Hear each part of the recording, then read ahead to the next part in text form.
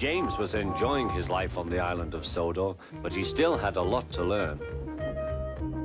"You're a special mixed traffic engine," said Sir Topham Hatt. "You can pull coaches or freight cars quite easily, but you must learn by your mistakes." James knew what Sir Topham Hatt meant. He could well remember that dreadful accident on his first day. "Be careful with the coaches, James," said kind little Edward. "They don't like being bumped." Everyone came to admire James. "I'm a really splendid engine," he thought, and suddenly let off steam. A shower of water fell on Sir Topham's nice new top hat. Just then the conductor blew his whistle and James thought they had better go. Go on," he puffed to Edward. Don't push," replied Edward. The coaches were grumbling too. "Don't go so fast, don't go so fast." But James didn't listen.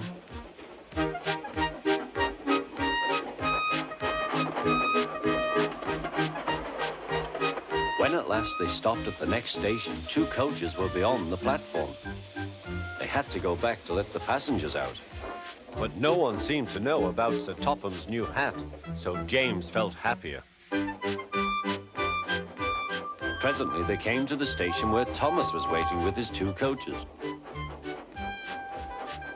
"Hello, James," said Thomas. "Feeling better?" "That's right." "Oh, that's my conductor's whistle. I must go. I don't know what Sir Topham Hatt would do without me to run this branch line." And he puffed off importantly. Edward and James passed the field where James had had his accident. The fence was mended and the cows were back again.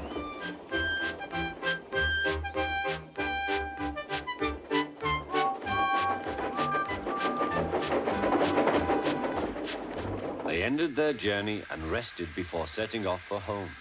James was still wondering what Sir Topham would have to say about his new hat.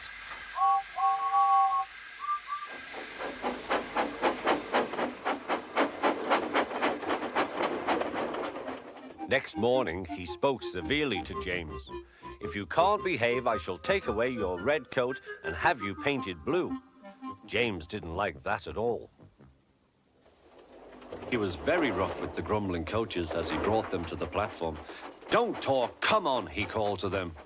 "Gordon never has to fetch his own coaches," he thought to himself, "and he's only painted blue." To make James even more cross, this time no one came near him. "I'll show them," he thought. "They think Gordon is the only engine who can pull coaches."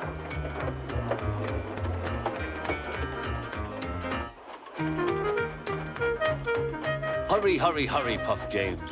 "You're going too fast, you're going too fast," replied the coaches. James laughed and tried to go faster, but the coaches wouldn't let him. "We're going to stop," they said. "We're going to stop."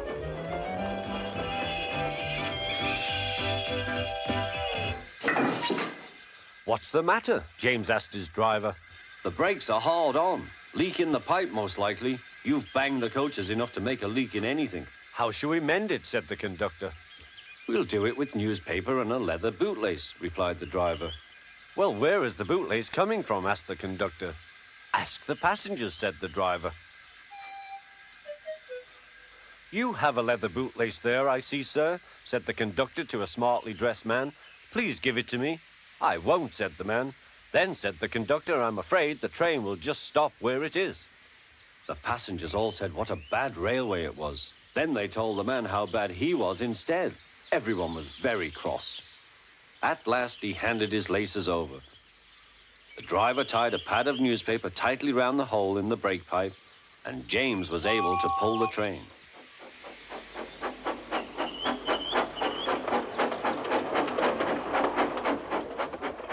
But he was a sadder and wiser James and took care never to bump coaches again.